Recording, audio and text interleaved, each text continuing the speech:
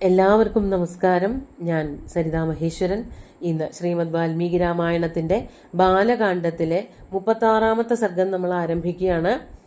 കഴിഞ്ഞ ദിവസം പറഞ്ഞു നിർത്തിയത് ഗംഗാനദി എങ്ങനെയാണ് സ്വർഗലോകത്തിലേക്ക് എത്തിയത് എന്നാണ്. സ്വർഗലോകത്തിൽ നിന്ന് ഭൂമിയിലേക്കും അവിടെ നിന്ന് പാതാളത്തിലേക്കും ഒക്കെ പോവേണ്ടി വന്നു ഗംഗാനദിക്ക്. ആ കാര്യങ്ങളൊക്കെ വിസ്തരിച്ച് പറയുകയാണ് ചെയ്യണത്. നമുക്ക് ഇന്ന് 1-ാമത്തെ ശ്ലോകം നോക്കാം. ഉക്തവാക്യേ മുനൗ തസ്മിന്നുഭൗ രാഘവലക്ഷ്മണൗ പ്രതിനന്ദ്യ കഥാം വീരൗ ഊചതുർമുനിപുംഗവം.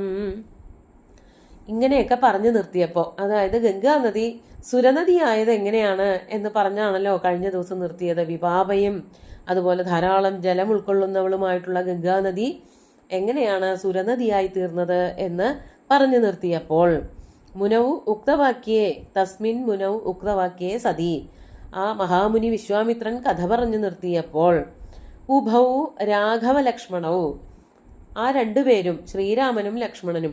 രാഘവൻ എന്നുള്ള പേര് ലക്ഷ്മണനും കൊടുക്കാവുന്നതാണ്, പക്ഷെ ഇവിടെ ശ്രീരാമനെ രാഘവൻ എന്ന് പറഞ്ഞു എന്നേ ഉള്ളൂ. എല്ലാവരും രഘുവംശത്തിൽ പറഞ്ഞവർ തന്നെയാണ്, അവരൊക്കെ രാഘവന്മാർ തന്നെയാണ്. അങ്ങനെ രാഘവനും ലക്ഷ്മണനും, ശ്രീരാമനും ലക്ഷ്മണനും എന്തു ചെയ്തു?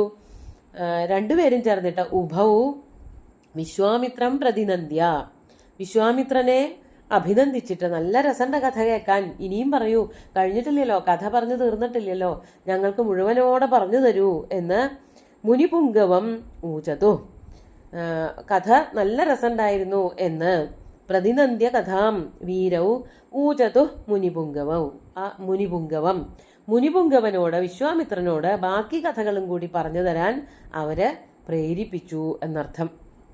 അതെന്താണ് പറയണത് എന്നുള്ളതാണ് 2-ാമത്തെ ശ്ലോകത്തിൽ പറയണത്. ധർമ്മയുക്തമിദം ബ്രഹ്മൻ കഥിതം പരമം ത്വയാ ദുഹിതുശൈലരാജസ്യ ജ്യേഷ്ഠായാ വക്തുമർഹസി വിസ്തരം വിസ്തരജ്ഞോസി ദിവ്യമാനുഷ സംഭവം. ഇതിൽ 3 വരികളുണ്ട്.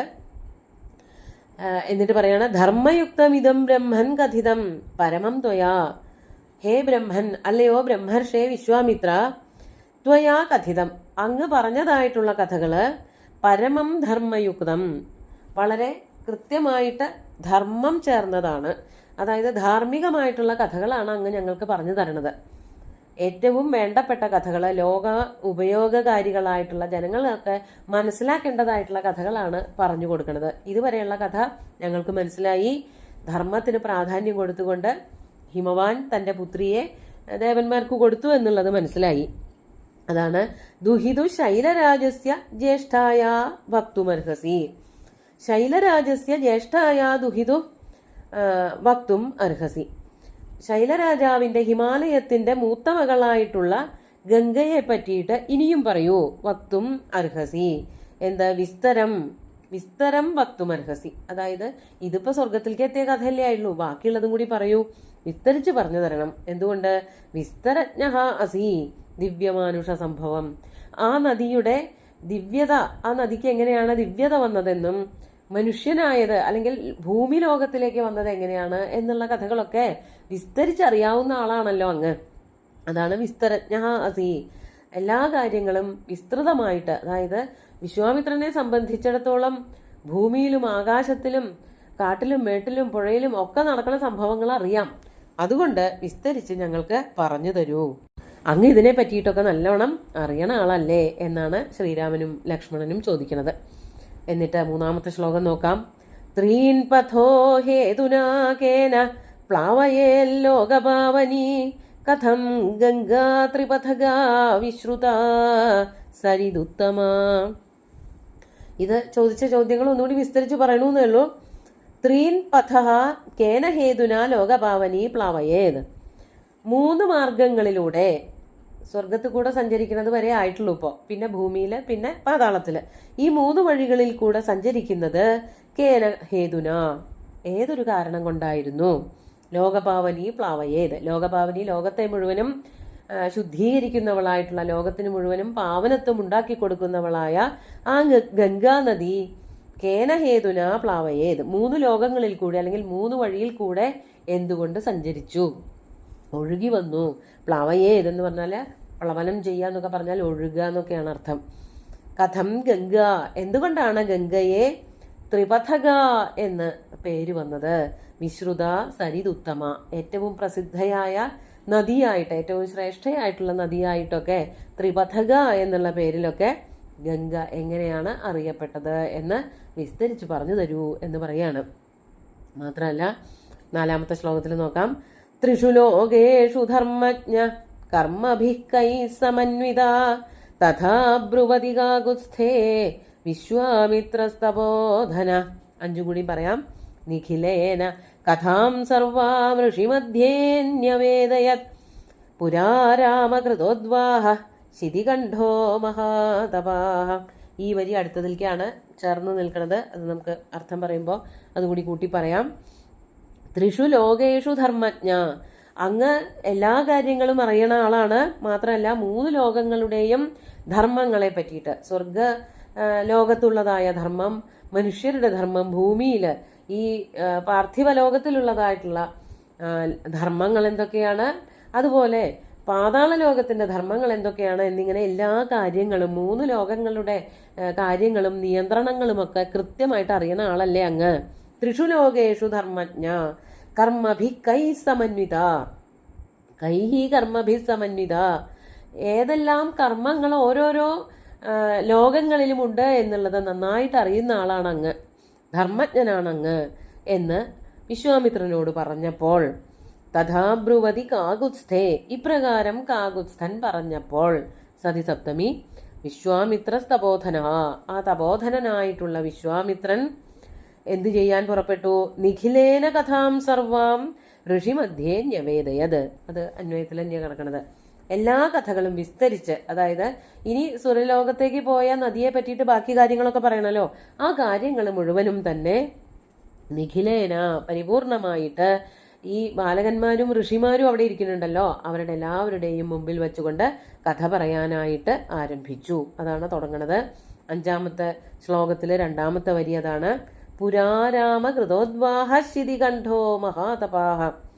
ഹേ രാമ, അല്ലയോ ശ്രീരാമ, പുരാ പണ്ട്, കൃതോദ്വാഹ ശിതികണ്ഠ വിവാഹം കഴിഞ്ഞവനായിട്ടുള്ള ശിതികണ്ഠൻ. ശിതികണ്ഠൻ ശ്രീപരമേശ്വരൻ. ശിതി എന്ന് പറഞ്ഞാൽ കറുപ്പ് എന്നാണ് അർത്ഥം.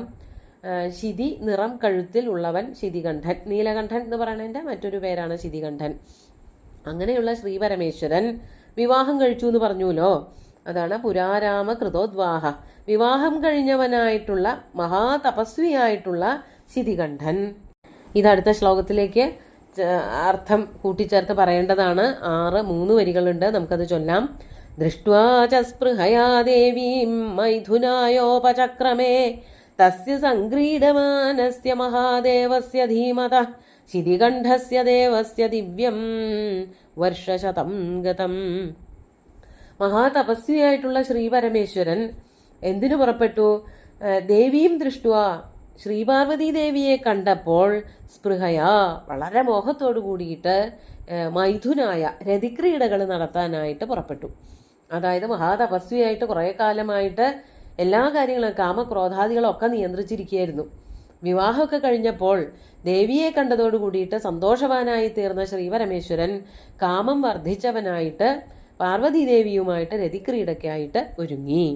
മൈഥുനായ, മൈഥുനം എന്ന് പറഞ്ഞാൽ രതിക്രീഡയാണ്, അതിനായിട്ട് പുറപ്പെട്ടു. അങ്ങനെയോ തസ്യ സംക്രീഡമാനസ്യ മഹാദേവസ്യ ധീമതഃ, അങ്ങനെ സംക്രീഡമാന പാർവതീദേവിയുമായിട്ട് ക്രീഡിച്ചു കൊണ്ടിരിക്കുന്നവനായ ആ തപോനിധിയായിട്ടുള്ള ശ്രീപരമേശ്വരന്, മഹാദേവന്, ശിതികണ്ഠസ്യ ദേവസ്യ ദിവ്യം വർഷശതം ഗതം, 1-2 വർഷങ്ങളൊന്നുമല്ല അവരുടെ രതിക്രീഡ നീണ്ടു നിന്നത്, ദിവ്യമായിട്ടുള്ള 100 വർഷങ്ങൾ കടന്നുപോയി.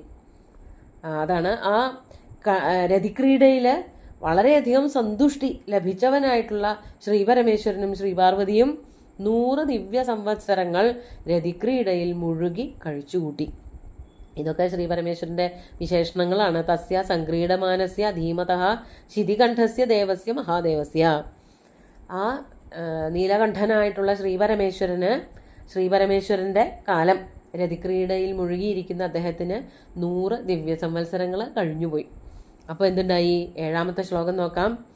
ന ചാപി തനയോ രാമ തസ്യാമാസീത് പരന്തപ സർവേ ദേവാ സമുദ്വിഗ്നാഃ പിതാമഹ പുരോഗമാഃ. എട്ടാമത്തെയും കൂടി പറയാം. യദിഹോത്പദ്യതേ ഭൂതം കസ്തത് പ്രതിസഹിഷ്യതി അഭിഗമ്യ സുരാഃ സർവേ പ്രണിപത്യേദമബ്രുവൻ. അങ്ങനെ രതിക്രീഡകളൊക്കെ നടന്നുവെങ്കിൽ പോലും ശ്രീപരമേശ്വരനും ശ്രീപാർവതിക്കും മക്കളുണ്ടായില്ല. അതാണ് നചാപി തനയഃ തസ്യാം ആസീത്. ഹേ രാമ, അല്ലയോ ശ്രീരാമ, തസ്യാം എന്ന് പറഞ്ഞാൽ ഉമായാം, ആ ഉമാദേവിയിൽ ശ്രീപരമേശ്വരന് ഒരു പുത്രൻ പോലും ഉണ്ടായില്ല. 100 ദിവ്യ സംവത്സരം രതിക്രീഡകൾ നടത്തിയെങ്കിലും മക്കളുണ്ടായില്ല. അല്ലയോ ശ്രീരാമ പരന്തപ. പരന്തപ എന്നുള്ളത് ശ്രീരാമന്റെ വിശേഷണമാണ്. പരന്മാരെ, ശത്രുക്കളെ തപിപ്പിക്കുന്നവനെ ശ്രീരാമ. പാർവതീദേവിയിൽ ശ്രീപരമേശ്വരന് ഒരു പുത്രൻ പോലും ഉണ്ടായില്ല. അങ്ങനെ വന്നപ്പോൾ, അതായത് പാർവതീ പരമേശ്വരന്മാരുടെ സമാഗമം കൊണ്ടൊരു പുത്രൻ ഉണ്ടാവണമെന്നും ആ പുത്രൻ താരകാസുരനെ വധിക്കണം, താരകാസുരന്റെ ശല്യം സഹിക്കാൻ വയ്യാഞ്ഞിട്ടാണ് പാർവതീ പരമേശ്വരന്മാരുടെ പുത്രന് മാത്രമേ താരകാസുരനെ വധിക്കാൻ പറ്റുള്ളൂ എന്ന് മനസ്സിലാക്കിയിട്ടാണ് ദേവന്മാര് അവരെ യോജിപ്പിക്കാനുള്ള ശ്രമമൊക്കെ നടത്തിയതല്ലോ. എന്നിട്ടും പുത്രനുണ്ടാവണില്ല എന്ന് മനസ്സിലാക്കിയിട്ട് ദേവന്മാർക്കൊക്കെ വിഷമായി. അതാണ് സർവേ ദേവാഹ സമുദ്വിഗ്നാഹ. എല്ലാ ദേവന്മാർക്കും വല്ലാത്ത ദുഃഖമായി, അവർക്കാകെ ഉത്കണ്ഠയായി. പിതാമഹ പുരോഗമാഹ. അവരെല്ലാവരും, പിതാമഹൻ എന്ന് പറഞ്ഞാൽ ബ്രഹ്മാവാണ്. ബ്രഹ്മാവ് മുതലായിട്ടുള്ള പുരോഗമാഹ എന്ന് വെച്ചാൽ മുൻപന്മാരായിട്ടുള്ള എല്ലാ ദേവന്മാർക്കും വല്ലാത്ത ഉത്കണ്ഠയായി, വല്ലാത്ത അസ്വസ്ഥതയായി. എന്നിട്ട് വിചാരിക്കുകയാണ്, പറയുകയാണ്, അവർ തമ്മിൽ സംസാരിച്ചതാണ്. യത് ഇഹ ഉത്പദ്യതേ ഭൂതം കസ്തത് പ്രതിസഹിഷ്യതി. ഇപ്രകാരം ശ്രീപരമേശ്വരനും ശ്രീപാർവതിക്കും കൂടിയിട്ടൊരു മകനുണ്ടായാൽ അതാരാ സഹിക്കുക? ശ്രീപരമേശ്വരൻ്റെ മകനെ താങ്ങാൻ ആരെ കൊണ്ട് പറ്റും എന്ന് അവർക്കൊക്കെ സംശയമായി. അങ്ങനെ വിചാരിച്ചുകൊണ്ട് ഇവരെല്ലാവരും കൂടി എന്ത് ചെയ്തു? സുരാഹ സർവേ അഭിഗമ്യ പ്രണിപത്യ ഇദം അബ്രുവൻ. ആ ദേവന്മാരെല്ലാവരും മഹാദേവന്റെ സമീപത്ത് ചെന്ന് നമസ്കരിച്ചുകൊണ്ട് ഇപ്രകാരം പറഞ്ഞു. അതായത് പരമേശ്വരനും പാർവതിയും തമ്മിലുള്ള രതിക്രീഡ തന്നെ 100 ദിവ്യ സംവത്സരങ്ങളാണ്. ഇതിനൊക്കെ ശേഷം ഉണ്ടാകുന്ന ഒരു പുത്രനെ ആർക്കെങ്കിലും താങ്ങാൻ പറ്റുമോ? ഭൂമിക്ക് താങ്ങാൻ പറ്റുമോ? ആർക്കും താങ്ങാൻ പറ്റില്ല. അത്രയ്ക്ക് ഓജസ്സും തേജസ്സും പ്രഭാവവും ശക്തിയും ഭഗവാന്റെ പുത്രനല്ലേ, ആരെ കൊണ്ട് താങ്ങാൻ പറ്റുമെന്ന് പേടിച്ചിട്ട് ദേവന്മാരെല്ലാവരും മഹാദേവന്റെ അടുക്കിലേക്ക് തന്നെ പോയിട്ട് കാര്യങ്ങളൊക്കെ അവതരിപ്പിക്കുകയാണ്. എന്താ പറയണത് എന്നുള്ളത് അടുത്ത ദിവസം നോക്കാം. ഇന്നത്തെ ശ്ലോകങ്ങൾ ഒന്നുകൂടി ചൊല്ലാം.